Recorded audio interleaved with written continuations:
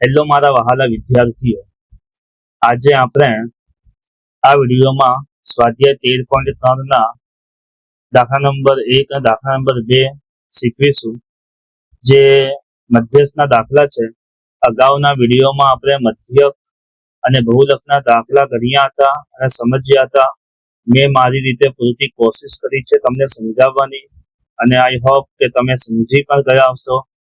આજે 13.3 જેમાં બધા જ દાખલા મધ્યસ્થના આપેલા છે, તેમાંથી આપણે દાખલા નંબર 1 અને દાખલા નંબર 2 ગણીશું.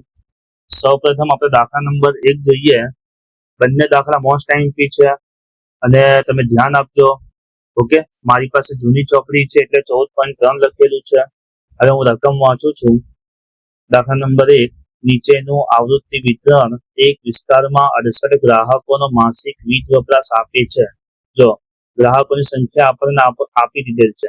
કુલ ગ્રાહકોનો માસિક વીજ વપરાશ છે, એટલે જેટલા ગ્રાહકો વીજ વપરાશ વાપરે છે ગ્રાહકોની સંખ્યા કેટલી છે? 68. આ માહિતીનો મધ્યસ્થ, મધ્યક અને બહુલક શોધો અને તેમને સરખાવો. આપણે દાખલામાં ફક્ત મધ્યસ્થ ગણીશું. મધ્યક અને બહુલક તમે અગાઉનો વિડીયો જોઈને તમે ગણી લેજો. ઓકે, રકમમાં 2 બોક્સ આપેલ છે. માસિક વપરાશ એકમમાં ગ્રાહકોની સંખ્યા. જેવી રીતે અહીંયા 2 બોક્સ આપેલ છે એ 2 બોક્સ તમારે અહીંયા લખી લેવાના. ઓકે, અને એક ત્રીજું બોક્સ બનશે સંચય આવૃત્તિ, જેને ઇંગ્લિશમાં કહેવાય ક્યુમ્યુલેટિવ ફ્રીક્વન્સી. ઓકે, એટલે શોર્ટમાં લખાય CF. અહીંયા ગ્રાહકોની સંખ્યામાં લખી દેવાનું F. હવે જો આ બધાનો પ્લસ એટલે ગ્રાહકોની સંખ્યા રકમમાં ઓલરેડી આપણને આપેલ દીધે છે કે ગ્રાહકોની સંખ્યા કેટલી છે? 68. હવે CF 3 બોક્સ બને છે મધ્યસ્થના દાખલામાં, બધા જ દાખલામાં. ઓકે, 1, 2 અને 3 2 બોક્સ તમને રકમમાં આપેલ હશે. ત્રીજું બોક્સ આપણે બનાવવાનું. કેવી રીતે બનાવવાનું? તો અહીંયા જો 4 નું 4 લખી દેવાનું. ઓકે, પેલા F માં જે પહેલી જે સંખ્યા હોય ને એ જ સંખ્યા તમારે અહીંયા લખી દેવાની. પછી શું કરવાનું? 4 + 5 9 પ્લસ કરતા જવાનું. 9 + 13 22 22 + 20 42 42 + 14 56 56 + 8 64 64 + 4 10. અહીંયા જે જવાબ આવે ને એ જવાબ અહીંયા આવવું જોઈએ. ઓકે, ધ્યાન રાખજો ખાસ. ઓકે, ચાલો હવે શું કરવાનું તમારે? તો હવે તમને જો અહીંયા n બરાબર કેટલા આપેલ છે?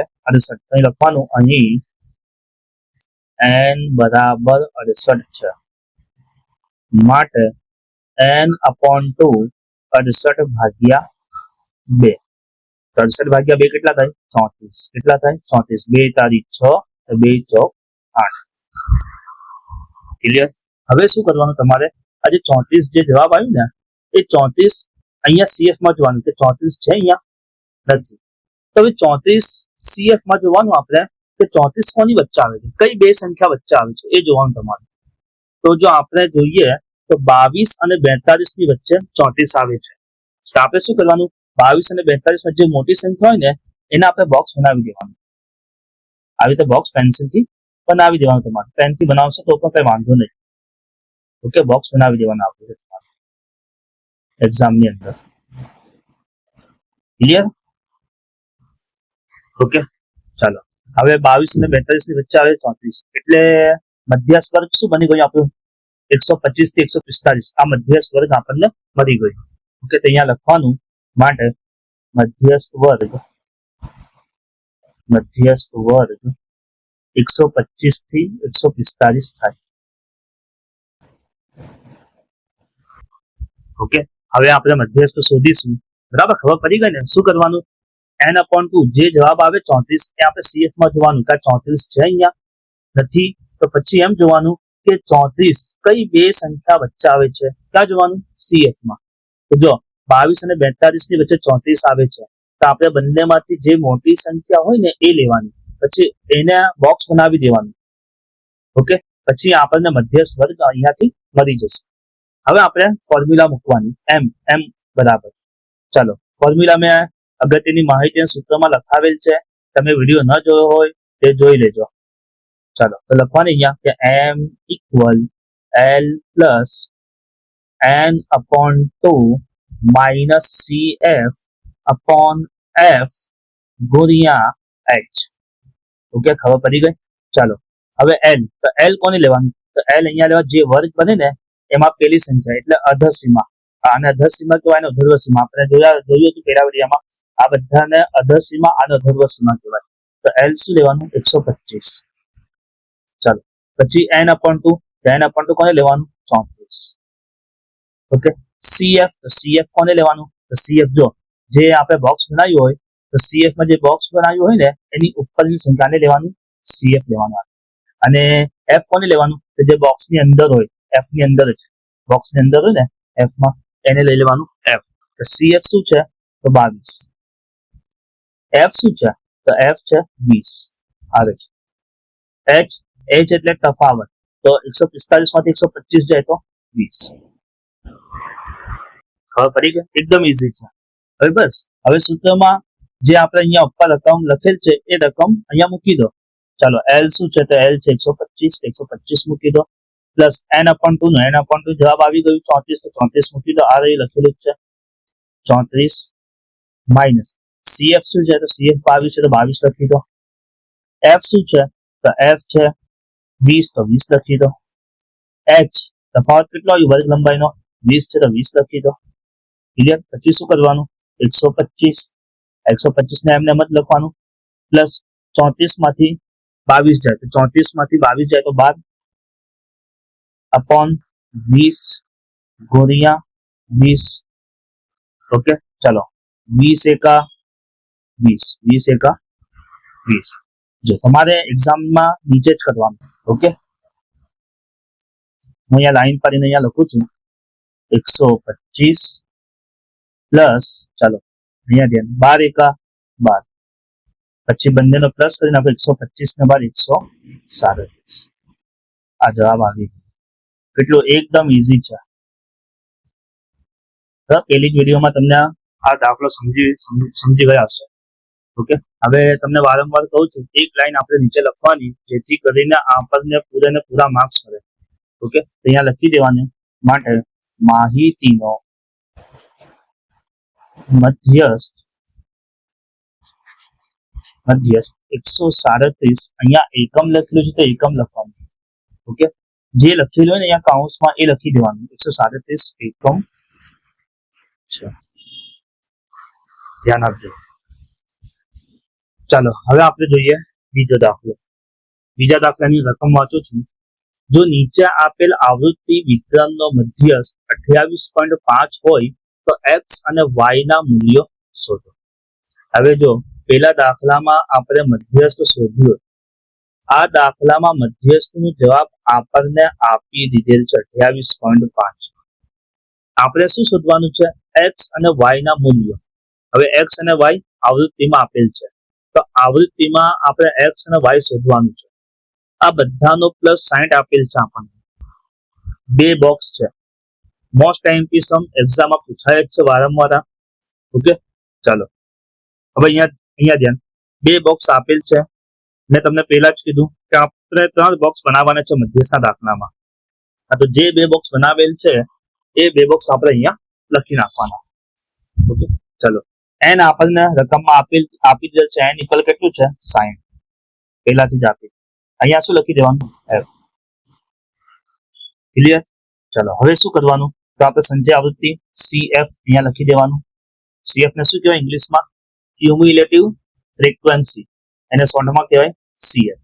ચલો હવે શું કરવાનું? અહીંયા 4 છે તો અહીંયા 4 લખી દીધું હતું. અહીંયા 5 તો 5 લખી દો.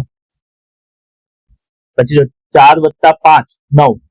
ચાલો 5 + x શું થાય? તો 5 + x 5 + x જ થાય. ધ્યાન રાખજો, 5 + x નું 5 + x જ થાય, 5x ના થાય. ગુણાકાર તમે કરો તો જો ગુણાકારમાં તમે 5 × x કરો ને તો જવાબ આવે 5x.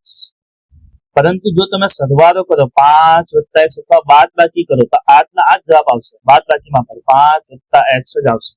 બાદબાકી તમે કરો 5 - x તો પણ જવાબ 5 - x જ થાય.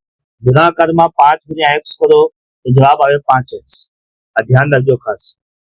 ઓકે, ચાલો અહીંયા ધ્યાન. હવે 5 + 20 25 + x, 25 + 15 40 + x, 40 + x + y, 40 વત્તા એક્સ વત્તા વાય, 40 વત્તા 5 45, 45 વત્તા એક્સ વત્તા, ક્લિયર? ઓકે, આપણને આપણે શું શોધવાનું છે? એક્સ અને વાય. આપણને મધ્યસ્થનું જવાબ આપી દીધું છે. ચલો હવે જો મેં તમને અહીંયા પહેલા કીધું હતું કે n બરાબર શું છે? અહીંયા 68. એટલે અહીંયા જે જવાબ હોય ને એ જ જવાબ અહીંયા આવવું જોઈએ. હવે અહીંયા ધ્યાન, અહીંયા જવાબ શું આવ્યું? n બરાબર 60. અહીંયા જવાબ શું આવ્યું? 45 વત્તા એક્સ વત્તા વાય. એટલે શું થાય? અહીંયા ધ્યાન આપજો ખાસ. એટલે 45 વત્તા એક્સ વત્તા વાય બરાબર કેટલો જવાબ થાય? 60. બરાબર. એટલે એક્સ વત્તા વાય ની કિંમત કેટલી થઈ ગઈ? તો 60 માંથી 15 બાદ કરી નાખીએ તો એક્સ વત્તા વાય નો જવાબ કેટલો આવે? 15. બંનેનો પ્લસ કેટલો થશે? 15. હવે એ 15 માંથી આપણે એ શોધવાનું છે કે એક્સ ની કિંમત શું થાય અને વાય ની કિંમત શું થાય. દાખલા તરીકે મેં તમને કીધું કે એક્સ પ્લસ વાય ઇક્વલ 15 થાય છે. તો ધારો કે એક્સ ની કિંમત 10 થાય તો વાય ની કિંમત કેટલી થશે? 5 થાય. અથવા તો એક્સ ની કિંમત 9 થાય તો વાય ની કિંમત કેટલી થશે? 6 થાય. એટલે બંનેનો જે સરવાળો છે એ 15 થાય છે. ખબર પડી ગઈ ને? અહીંયા 45 તો છે, અહીંયા જે જવાબ હોય એ જવાબ અહીંયા આવવું જોઈએ. તો 45 વત્તા 15 કેટલું થાય? 60. તો અહીંયા આપણે હું સાઈડમાં લખું છું, તમારે એક્ઝામમાં નીચે જ લખવાનું. અહીંયા લખીને તમને બતાવું છું. જો દાખલાની શરૂઆત અહીંયાથી કરવાની તમારે એક્ઝામમાં પણ. ચાલો હું લખું છું. જો 45 વત્તા એક્સ પ્લસ વાય બરાબર કેટલું થશે? જવાબ 60. તો અહીંયા હું લખું છું 45 વત્તા X plus Y equal 60. Clear? ચાલો હવે ધ્યાન આપજો. હવે ધ્યાન, ચલો એક્સ પ્લસ વાય ઇક્વલ 60. આ પ્લસ 45 છે, પેલી બાજુ જાય તો માઇનસ 45. તો એક્સ પ્લસ વાય 60 માંથી 45 જાય તો 15. એક્સ પ્લસ વાય નો જવાબ કેટલો આવ્યો? 15. અહીંયા લખી દેવાનું સમીકરણ નંબર 1. ખબર પડી ગઈ? દાખલાની શરૂઆત તમારે અહીંયા નીચે લખવાનું. આ દાખલાની શરૂઆત અહીંયાથી કરવાની તમારે. ઓકે, ચાલો હવે આગળ આપણે જોઈએ. તો જો આપણને મધ્યસ્થનો જવાબ આપી દીધો 28.5, અહીંયા લખવાનું. અહીંયા લખું. ચાલો અહીં મધ્યસ્થ 28.5 છે. તેથી મધ્યસ્થ વર્ગ શું થાય? તેથી મધ્યસ્થ વર્ગ, હવે અહીંયા ધ્યાન આપજો. જો તમને બતાવું, અહીંયા જવાબ શું આવ્યું છે? શું આવ્યું હતું? 137. આપણે મધ્યસ્થ વર્ગ શું લીધું હતું? મધ્યસ્થ વર્ગ લીધું હતું 125 થી 145. તો જે વર્ગ લીધું હોય ને એની વચ્ચે જ જવાબ હોય. ધ્યાન આપજો, હું શું કહું છું તમે સમજજો. અહીંયા આપણે મધ્યસ્થ વર્ગ લીધું હતું 125 થી 145 લીધું હતું. 125 થી 145. તો મધ્યસ્થ નો જવાબ આની વચ્ચે જ હોય હંમેશા. તમે બધા જ દાખલા કરીને જોઈ લેજો. જે તમે વર્ગ લેશો ને એની વચ્ચે જ જવાબ હશે. તો અહીંયા 125 થી 145 ની વચ્ચે જો મધ્યસ્થ નો જવાબ શું છે? 137. આ રકમમાં ઓલરેડી તમને 28.5 જવાબ આપી દીધું છે મધ્યસ્થ. તો એટલે મધ્યસ્થ વર્ગ કયો હશે? તો 28.5 કયા વર્ગમાં આવે છે? તો 20 થી 30. ખબર પડી ગઈ તમને? ખબર પડી ગઈ ને? હા, તો 20 થી 30 એ શું થઈ જશે? મધ્યસ્થ વર્ગ. તેથી મધ્યસ્થ વર્ગ 20 થી 30 થાય. ક્લિયર? અહીંયા બોક્સ બનાવી દેવાનું. આને ધ્યાન રાખજો ખાસ. એક્ઝામ આવી રીતે બોક્સ બનાવી દેવાનું તમારે. ઓકે, જો બોક્સ આને 22 ને આપણે સીએફ કીધું હતું અહીંયા દાખલા નંબર 1 માં. અહીંયા સીએફ કોને કહીશું? આને ઉપર જે બોક્સ બનાવ્યું ને તો એમાં સીએફ માં ઉપર વાળાને સીએફ લેવાનું અને એફ માં એફ કોને લેવાનું? તો એફ જે બોક્સ બનાવ્યું એની અંદર જે સંખ્યા હોય ને આવૃત્તિમાં એને એફ લઈ લેવાનું. અહીંયા લીધું હતું ને એવી રીતે અહીંયા લઈ લેવાનું. ક્લિયર? ચાલો હવે શું કરવાનું? હવે સૂત્ર મૂકવાનું છે આપણે. સૂત્ર મૂકી દો. લખો અહીંયા m equal l plus n upon 2 minus cf upon f ગુણ્યા h. ચાલો હવે લખી નાખો. m નો જવાબ આપેલ છે ત્યાં લખો. જે લખેલું હોય ને બરાબર એ જ લખવાનું આપણે. તો m ઇક્વલ 28.5. l શું લેવાનું? તમને પહેલા જ જે આપેલું હોય ને અહીંયા વર્ગ 20 થી 30 એમાં પહેલી સંખ્યા લઈ લેવાની. l equal 20. ચલો n અપોન 2. તો n કેટલું છે? 60. તો 60 અપોન 2 એટલે 30, 2 તારી 6, 0. ઓકે, CF તો CF તમને ખબર જ છે. CF શું આપેલ છે? 5 + x - CF. CF 5 + x, આ લઈ લેવા. 5 + x આપેલ છે તમને. ચલો, સોરી, -CF નથી. હા, અહીંયા બરાબર ને સાઇન કરી દો, તમને યાદ રહે. અહીંયા બરાબર ને સાઇન કરી દો. ઓકે, ચાલો. હવે f શું છે? તો f લઈ લેવાનું આપણે 20. h તફાવત કેટલું જાય? તો 30 માંથી 20 જાય તો 10. બસ આ બધું અહીંયા મૂકી દેવાનું ફોર્મ્યુલાની અંદર. ચાલો, m શું છે? 28.5 લખી દો. 28.5. l શું છે? 20 છે તો 20 લખી દો. પ્લસ n/2 શું છે? તો n/2 આપણને 30 મળે છે, 30 લખી દો. Minus CF. CF શું છે? 5 + x. 5 + x લખી દો. આ સાચું લખ્યું મેં? આ ખોટું લખ્યું છે મેં. કેમ? અહીંયા માઇનસ છે, તો માઇનસ જ્યારે પણ હોય ને તો ત્યારે આપણે શું કરી દેવાનું? કાઉન્સ કરી દેવાનું. જ્યારે આપણે કાઉન્સ ઓપન કરીશું ત્યારે અંદરની સાઇન ચેન્જ થઈ જશે. ધ્યાન રાખજો, ખાસ ધ્યાન રાખજો. તમે 5 + x લખી લેશો અને કાઉન્સ નહીં કરો તો તમારો આન્સર આવશે નહીં. ચાલો, હવે આગળ ધ્યાન. f શું છે? તો f છે 20, તો 20 લખી દો. કાઉન્સ પૂરો. h 10 છે, 10 લખી દો.